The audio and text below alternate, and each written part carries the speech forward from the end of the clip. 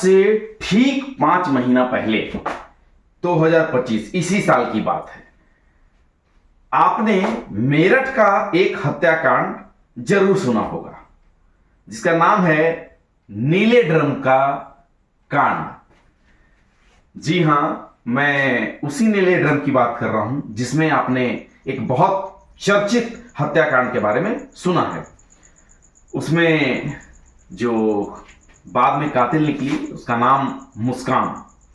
नाम तो आप सबको पता है क्योंकि ये बहुत चर्चित कांड था मेरठ का, नीले ड्रम की घटना जिसने सभी पतियों को डराकर रख दिया था।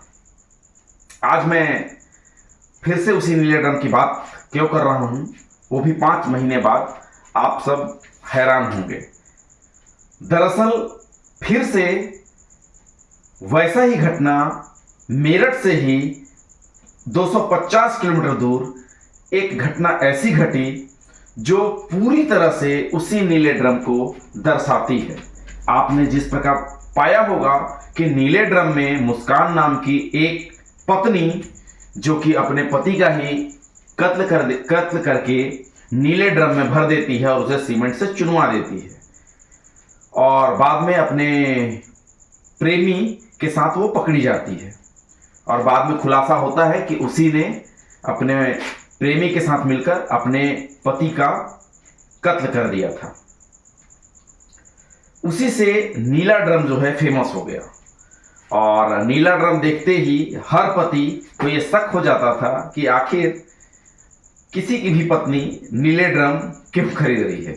नीले ड्रम बिकना बंद हो गए थे, पति जो है नीले ड्रम अपने घर में रखने नहीं देते थे। ऐसा ही मामला एक मेरठ से 250 किलोमीटर दूर अलवर डिस्ट्रिक्ट का ही एक नया निकला हुआ डिस्ट्रिक्ट खैरथला तिजारा की मैं बात कर रहा हूं, जो कि राजस्थान के अलवर जिले का ही एक शहर है, खैरथला तिजारा। वहां पर एक नीले ड्रम का ही एक सेम केस, एक वैसा ही केस अभी जस्ट सामने आया है। 16-17 की बात है, ये 16-17 अगस्त 2025 की बात है। एक परिवार उसी शहर में खैरथला तिजारा में रहा करता था। जिस परिवार की मैं बात कर रहा हूं, दरअसल उस परिवार के छत में एक नीला ड्रम रखा हुआ था। उसी घर की मालकिन छत पर किसी काम से जाती है 16 तारीख की दोपहर में। अचानक से जब वो ऊपर छत पे जाती है तो देखती है कि नीले ड्रम से एक बहुत ही बदबूदार बदबू आ रही है और जो कि आसपास धीरे धीरे कुछ ज़्यादा ही फैलते जा रही है। उसने थोड़ा सा भी वेट नहीं किया और अपने किसी परिचित को बुलाया और कहा कि ऊपर से एक बदबू आ रही है छत से, जरूर कुछ ना कुछ बात है, पुलिस को इत्तला कर दो। उन्होंने पुलिस को इत्तला की और पुलिस देर नहीं करते हुए पुलिस वापस तुरंत आ गई और तहकीकात की। जैसे ही पुलिस छत पर आई उसने देखा कि एक नीले ड्रम से बहुत जोरदार बदबू आ रही है। उनके साथ जो व्यक्ति आए हुए थे पुलिस के साथ, उन्होंने उसको कहा कि इस नीले ड्रम का ढक्कन खोलो और देखो कि अंदर क्या है और क्यों बदबू आ रही है। तो जैसे ही आदमी जो है वो उस ड्रम का ढक्कन खोलता है, बदबू और तेज हो जाती है। आप अभी इस वीडियो के दौरान देख ही रहे होंगे कि कैसे वो आदमी धीरे धीरे करके उस परत दर परत उसमें से कुछ कपड़े रखे होते हैं, जैसे जैसे उन कपड़ों को हटा रहा है, दरअसल बदबू इतनी तेज आते जा रही है कि वो अपना नाक बंद किए हुए है और एक साथ वो हटा नहीं पा रहे, क्योंकि जैसे ही वो कपड़ा हटाता है बहुत जोरदार का बदबू जो है वो और आते जाता है। आसपास आप वीडियो में देख रहे होंगे कि सभी लोग जो है अपने मुंह को बंद किए हुए हैं। बहुत जोरदार बदबू के कारण वो धीरे धीरे एक एक करके कपड़ा को हटाता जाता है और अंततः वह क्या देखता है, अंदर एक लाश पड़ी हुई है, ठीक वैसा ही जैसा मेरठ के मुस्कान वाले कांड में हुआ था। देख के सब भौचक्का हो जाते हैं। पुलिस आगे की कार्रवाई में जुट जाती है कि आखिर यह लाश जो है वो किसकी है। घर वालों से पूछताछ करती है कि ये जो लाश है ये किसकी है। घर वाले बताते हैं कि ये जो लाश है ये सूरज नाम के लड़के का है, जो कि अभी 1.5 महीने पहले ही मेरे यहाँ किराए पर मकान लेकर रह रहा था। पुलिस को शक होता है कि आखिर 1.5 मंथ पहले जब कोई यहाँ पर किराए में आया तो आखिर इसका मर्डर कैसे हुआ और ये नीले ड्रम में, आखिर नीले ड्रम की कहानी क्या है। दरअसल पुलिस पूरी तरह से पूछताछ करती है, आसपास के लोगों से पूछताछ करती है, वहाँ जो मकान मालिक थे उनसे पूछताछ करती है कि आखिर आपने किसे क्यों दिया था किराया, इसके घर परिवार वाले कौन हैं। तो बात खुलता है कि ये इसका नाम सूरज है और ये अपनी पत्नी और 3 बच्चों के साथ यहाँ पर आया था। और ये दरअसल जो मकान मालिक है इसका नाम राजेश होता है। राजेश प्रॉपर्टी डीलिंग का काम करता है और इसका एक ईंट भट्ठा भी होता है। दरअसल राजेश उम्र से काफ़ी उम्रदराज है। इसका बेटा जो कि बहुत बड़ा है उम्र में, यही इसका देख रेख करता है काम का, जो कि ईंट भट्टा में आप कह लीजिए या तो मैनेजर कह लीजिए या इसको कैशियर कह लीजिए, वो वहाँ पर ईंट भट्टा में देख रेख करता था। जितेंद्र, इस याद रखिएगा इस नाम को, ये बहुत इम्पोर्टेंट अहम नाम है। राजेश जो कि उस मकान के मालिक हैं और उस मकान मालिक का बेटा जिसका नाम जितेंद्र है। दरअसल ये कहानी कुछ 5 महीने 6 महीने पहले शुरू होती है। ये जो जिसका मर्डर हुआ है ये सूरज अपनी पत्नी और 3 बच्चों के साथ शाहजहांपुर, ये उत्तर प्रदेश में पड़ता है, उत्तर प्रदेश का रहने वाला है। शाहजहांपुर से काम की तलाश में ये खैरथला तिजारा में आता है और इसे काम की तलाश करते करते इसे राजेश जी के यहाँ, जहाँ जितेंद्र मैनेजर हुआ करता है, उसी के यहाँ पर ये काम करने लगता है ईंट भट्ठी में। वहाँ पर ईंट भट्ठी में काम इसको मिल जाता है। ये 5 मंथ पहले की बात बता रहा हूँ। जैसे ये वहीं पर एक मकान लेके ये किराए पर रहने लगता है जहाँ इसका ईंट भट्ठा है। रोज अपने मकान से ईंट भट्टे पे काम के लिए आता था। और वहीं पर एक कैशियर है जितेंद्र, जो कि खुद ऑनर कह लीजिए आप, ये खुद मालिक है उस भट्टी का। इसका और सूरज का, जितेंद्र और सूरज का दोस्ती हो जाता है धीरे धीरे, क्योंकि दोनों जो है शराब का सेवन किया करते हैं और अक्सर आप ऐसा जानते हैं कि शराब पीने वाले लोग तुरंत दोस्त हो जाते हैं। तो कभी भट्टी पे शराब पीना स्टार्ट करते करते इन्होंने सूरज जो है अपने घर तक ले जाने लगा जितेंद्र को। क्योंकि जितेंद्र और सूरज दोनों का लत था शराब का, तो जैसी काम खत्म होता ये सूरज जो है अपने घर पर लेकर जाता और वहीं शराब पीते दोनों। ऐसा मामला आज मैं बताया था कि 5 मंथ पहले का बात है, लगभग 4 या 3 मंथ पहले ये उनके घर जाने लगे और ये सिलसिला रोज का होने लगा।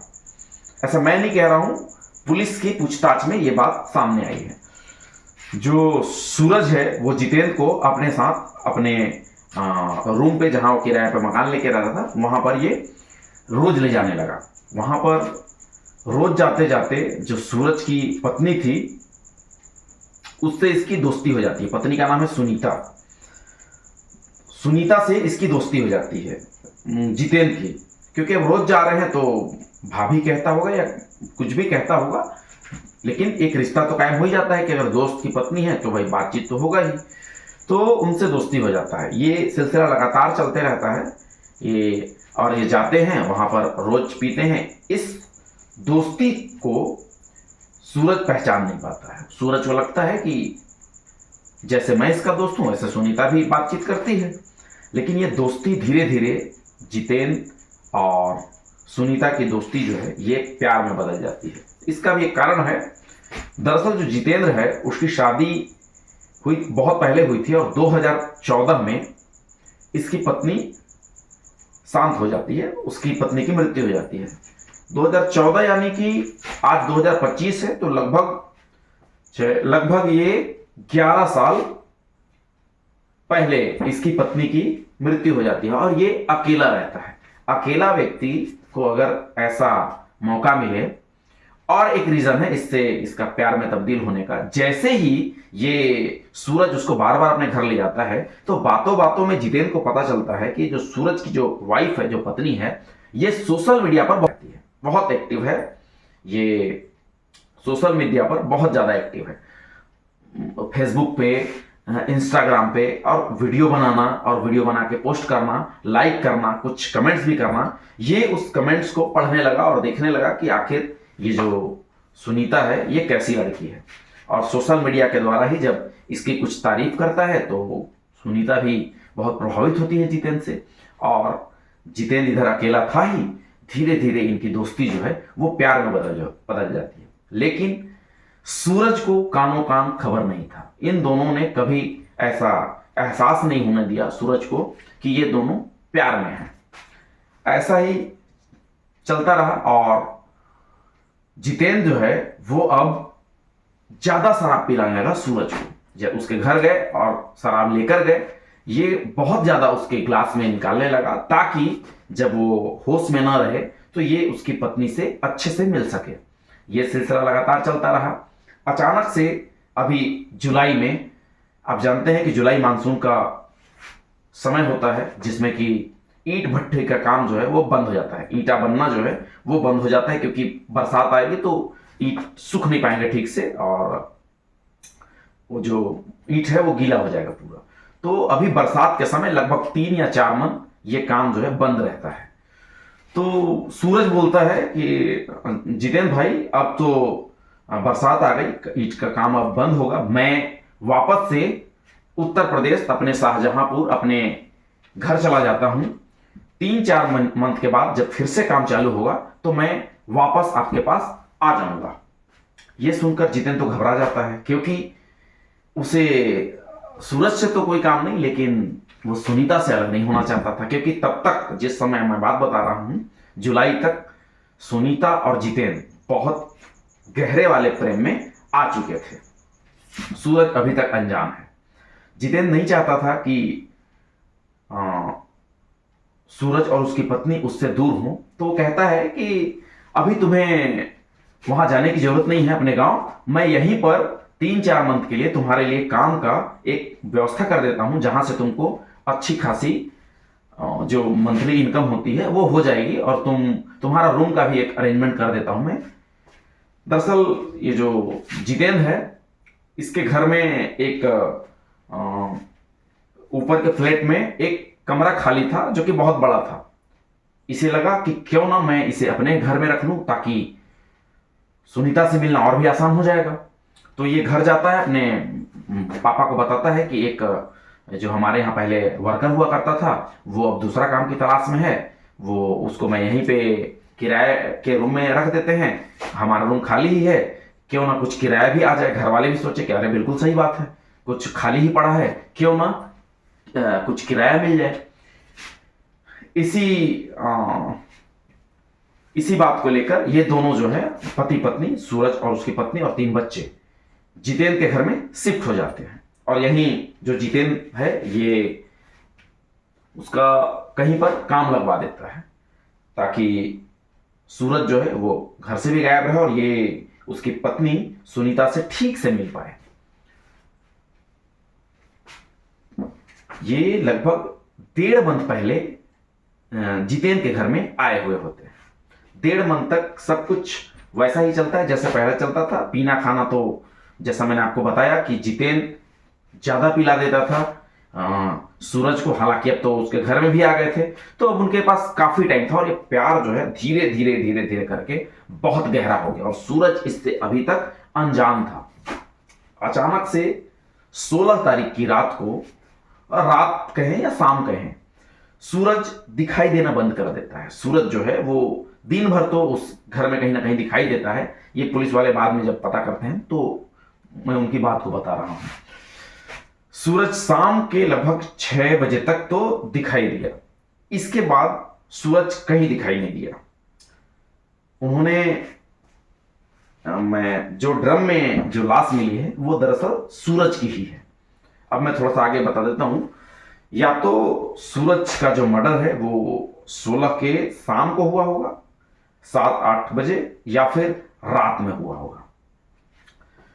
क्या होता है कि जो मैंने पहले बताया इससे पहले आपको कि जो सूरज जो है वो किसी के मकान में रह रहा है, मकान जो कि राजेश नाम के व्यक्ति का है, और राजेश का बेटा जितेंद्र होता है। राजेश की जो पत्नी है जितेंद्र की माँ, वो 17 तारीख की सुबह को, सुबह 12-1 बजे लगभग वो छत पे जाती है, और छत पे बहुत जोरदार का बदबू आते रहता है। और बदबू इसलिए कि लाश लगभग 18 से 20 घंटे हो गए थे, क्योंकि शाम को लगभग 7 या 8 बजे अगर हुआ होगा मान लेते हैं, तो दोपहर में पुलिस को अगर लाश मिली है तो आप पाएंगे कि लगभग 18-20 घंटे मान के चलिए कि लाश जो है वो पड़ी हुई थी ड्रम में, जो कि बहुत बदबू आ रहा था। क्योंकि किसी भी लाश को अगर 18 से 20 घंटे हो जाते हैं तो बदबू आना स्वाभाविक है। और तो और उस ड्रम में लाश के बाद बहुत सारे नमक डाले गए थे, ताकि ये जो लाश है वो जल्दी ही गले, और उसके ऊपर से बहुत सारे कपड़े, ताकि बदबू जो है वो बहुत देर तक ना फैले। दरअसल हुआ यूं था कि मर्डर से ठीक 5 दिन पहले ये जो सुनीता है उसने जितेंद्र की मां से कहा कि मुझे एक, आपके पास तो बहुत सारा ड्रम है, तो मुझे एक ड्रम चाहिए था। आप देखिए ये करिश्मा, देखिए कि ये जो पिछला ड्रम है वो भी नीला ही है, और ये ड्रम भी जो है वो नीला ही है। नीला ही ड्रम उसके घर में रखा हुआ था, और वो पता नहीं ये सच बात है या ये प्री प्लान था, मतलब उसको कुछ अलग काम था। उसने कहा कि मुझे किचन में रखने के लिए एक ड्रम चाहिए, जो कि 5 दिन पहले ये ड्रम लेके जाती है अपने कमरे में। चूंकि जितेंद्र की माँ को लगता है कि बहुत सारे ड्रम पड़े हुए हैं तो एक दे देते हैं। उन्होंने एक ड्रम सुनीता को दे दी थी, और उसी ड्रम में एक लाश मिलता है, वो भी शायद पुलिस के द्वारा जैसा बताया गया है कि धारदार हथियार से उसके गले पर वार किया गया, सूरज के गले पर।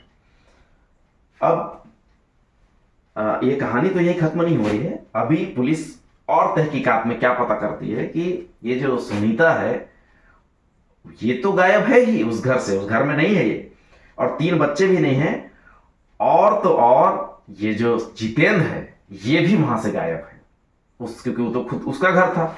पुलिस को समझते देर नहीं लगी, क्योंकि पुलिस इतना पूछताछ कर ही चुकी थी। पुलिस को ये समझने में देर नहीं लगी कि हो ना हो जो कातिल है वो सुनीता और जितेंद्र है, चूंकि ये दोनों प्यार में पड़े। लेकिन पुलिस अभी तक ये ढूंढने में असमर्थ है कि जब सब कुछ सही चल रहा था तो मर्डर जैसा प्लान आखिर किया क्यों गया, और भी अचानक से मर्डर करके और ये गायब हो गए बिना कुछ सोचे समझे।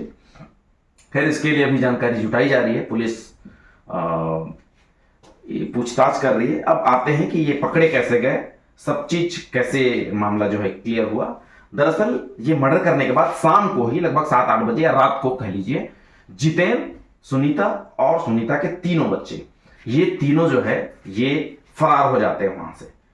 और 17 की ही सुबह ये कहीं पर जो है ये जाकर के, और वहीं अलवर जिले में ही कहीं पर ये काम ढूंढते हैं, और वो भी कहाँ, ईंट भट्टे में ही। तब तक आजकल सोशल मीडिया का जमाना है, जैसे ही बदबू की खबर आई थी 17 तारीख को, तो ये बात सबको पता चल गई थी कि मतलब हाँ, कोई 3 बच्चे की माँ जो है वो भगी हुई है अपने हस्बैंड या पति का कत्ल करके, जो कि नीले ड्रम में अभी एक लाश मिली है।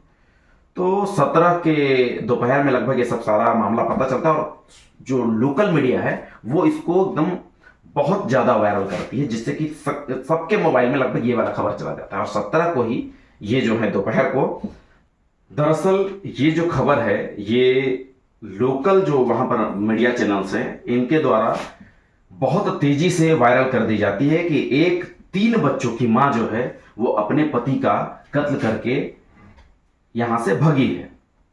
और लोगों को ये बात पता चल जाती है, जैसे ही वो काम मांगने के लिए उस भट्टी में जाती है, वहां की जो भट्टी का जो ऑनर है वो पुलिस को इसकी जानकारी दे देता है कि एक 3 बच्चों की मां जो है वो यहां पर आई हुई है। पुलिस शक के आधार पर उनको जाके वहां पर पकड़ने की कोशिश करती है और जैसे ही पुलिस जाती है, पुलिस को देखकर वो लोग भागने लगते हैं। पुलिस का शक गहरा जाता है कि हो ना हो ये वही लोग हैं, और पुलिस उनको धर दबोचती है दौड़ा के। वो दौड़ाती है और कितना ही भागेंगे। पुलिस पकड़कर उनको थाने ले जाती है। थाने में पूछताछ होता है, जबकि ये बातें बहुत पहले ही पुलिस को मालूम हो गई थी, क्योंकि उन्होंने जैसा जानकारी इकट्ठा किया था वो थाने में भी बात चल ही रहा है, उनका पूरा बात हो नहीं पाया है।